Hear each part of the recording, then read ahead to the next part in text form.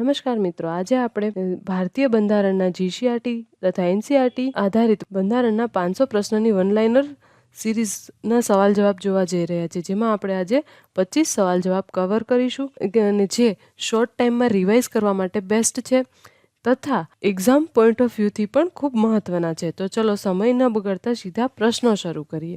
એ પહેલાં તમે મારી ચેનલ પર નવા હો તો ચેનલને સબસ્ક્રાઈબ કરો અને બેલ બટન પર ક્લિક કરો કે જેથી તમને નોટિફિકેશન મળે. તો પહેલો ક્વેશ્ચન છે, ગુજરાતના પ્રથમ રાજ્ય નાણાં પંચના અધ્યક્ષ કોણ હતા? તો એમનો સાચો જવાબ છે જશવંત મહેતા. બીજો છે, હાઈકોર્ટના મુખ્ય ન્યાયમૂર્તિ તથા અન્ય ન્યાયાધીશો કેટલી ઉંમર સુધી પોતાના પદ પર રહી શકે છે કે કેટલા વર્ષ સુધી એ રહી શકે છે, ન્યાયાધીશ તરીકેની ફરજ બજાવી શકે છે? તો એમનો સાચો જવાબ છે 62 વર્ષ. ત્રીજો પ્રશ્ન છે, ભારતના રાષ્ટ્રપતિ રાજ્યસભામાં કેટલા સભ્યો નોમિનેટ કરી શકે છે? રાજ્યસભામાં રાષ્ટ્રપતિ દ્વારા 12 સભ્યો ચૂંટાય છે. નોમિનેટ મતલબ ચૂંટવું. ચોથો છે, ભારતીય સંવિધાનની સમતા સૂચક અવધારણા કયા દેશના બંધારણમાંથી લેવામાં આવી છે? તો એમનો આન્સર છે ઓસ્ટ્રેલિયા પાસેથી લેવામાં આવી છે. પછીનો ક્વેશ્ચન છે, નોકરીની સમાન તકનો અધિકાર સંવિધાનના કયા અનુચ્છેદમાં વર્ણવેલો છે? તો અનુચ્છેદ 16ની અંદર નોકરીની સમાન તકનો અધિકાર આપવામાં આવેલો છે. પછી છે, ભારતના પ્રથમ ચૂંટણી કમિશનર કોણ હતા? તો એમનો સાચો આન્સર છે સુકુમાર સેન, જે ભારતના પ્રથમ ચૂંટણી કમિશનર હતા. પછીનો ક્વેશ્ચન છે કે કયા અનુચ્છેદ દ્વારા ભારતના રાષ્ટ્રપતિ રાષ્ટ્રીય કટોકટીની જાહેરાત કરી શકે છે? તો અનુચ્છેદ 352 મુજબ રાષ્ટ્રપતિ છે એ રાષ્ટ્રીય કટોકટી જાહેર કરી શકે છે. પછીનો ક્વેશ્ચન છે, ભારતમાં કોને સંસદમાં ભાષણ આપવાનો અધિકાર આપવામાં આવ્યો છે? તો એમાં આવે છે એટર્ની જનરલને સંસદની અંદર ભાષણ આપવાનો અધિકાર આપવામાં આવ્યો છે. પછીનો 9મો ક્વેશ્ચન છે, સંસદમાં સંશોધન કરવાનો અધિકાર કોને મળેલો છે? તો એનો જવાબ પણ આવશે એટર્ની જનરલ. પછીનો 10મો ક્વેશ્ચન છે, નવયુવકો દ્વારા 18 વર્ષની વયે મતાધિકારનો પ્રથમ ઉપયોગ કઈ લોકસભાની ચૂંટણીમાં કરાયો હતો? એમનો સાચો જવાબ છે ઈસવીસન 1989ની જે ચૂંટણી થઈ હતી તેમાં થયો હતો.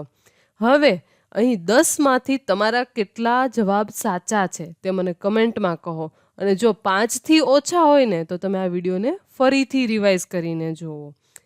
ભારતના બંધારણના કયા અનુચ્છેદમાં રાજ્ય દ્વારા કર્મની ન્યાયસંગતતા તથા માનવીય દશાઓને સુનિશ્ચિત કરવા અને પ્રસૂતિ સહાયતાની જોગવાઈ છે? તો અનુચ્છેદ 42માં. પછીનો 12મો ક્વેશ્ચન છે, રાષ્ટ્રપતિ પોતાનું રાજીનામું કોને આપે છે? ઉપરાષ્ટ્રપતિને. 13મો ક્વેશ્ચન છે, 1973ના કયા કેસમાં સુપ્રીમ કોર્ટે જણાવ્યું હતું કે આપણું બંધારણ જ ભાગ છે? કેશવાનંદ ભારતી કેસ.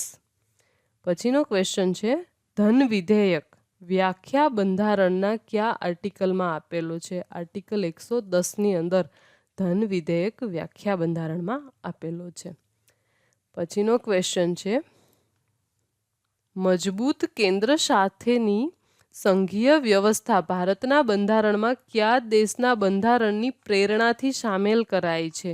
કેનેડાના બંધારણથી પ્રેરિત થઈ અને આપણા બંધારણમાં સામેલ કરવામાં આવી છે. પછીનો ક્વેશ્ચન છે, ભારતમાં સ્ત્રીઓને મતાધિકાર ક્યારે પ્રાપ્ત થયો હતો? ઈસવીસન 1926માં ભારતની અંદર સ્ત્રીઓ છે એને મતાધિકાર પ્રાપ્ત થયો હતો.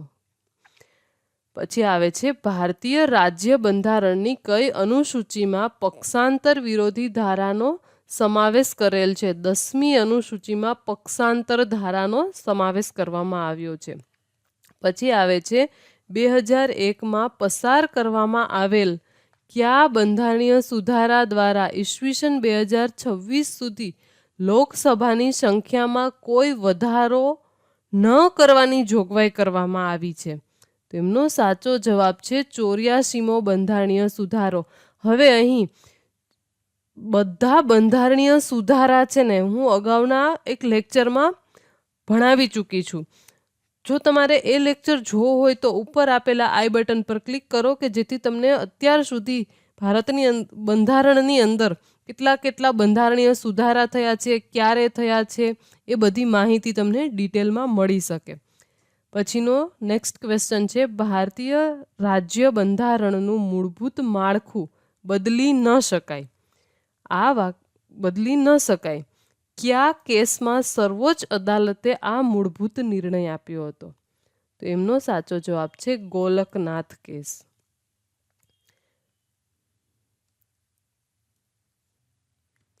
પછી આવે છે 2 કેન્દ્રશાસિત પ્રદેશોને પોતાનું ધારાસભ્ય ન હોય અને લગતી ખરડા કોને કહેવાય છે?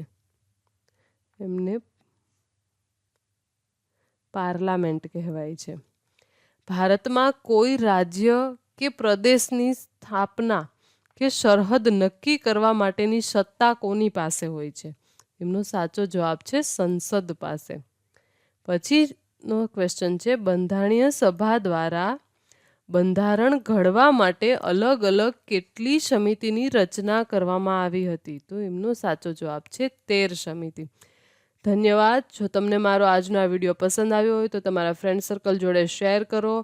વિડીયો પર મને કમેન્ટ કરો કે તમારા કેટલા ક્વેશ્ચન છે એ સાચા પડ્યા છે, અને જો 5થી ઓછા ક્વેશ્ચન છે એ સાચા ન હોય તો તમે વિડીયોને ફરીથી જુઓ અને ઉપર આપેલા આઈ બટન પર ક્લિક કરો કે જેથી કરીને તમને બંધારણીય સુધારા છે એનું મેં ડીપમાં લેક્ચર આપી ચૂકી છું એ તમને સમજમાં આવે.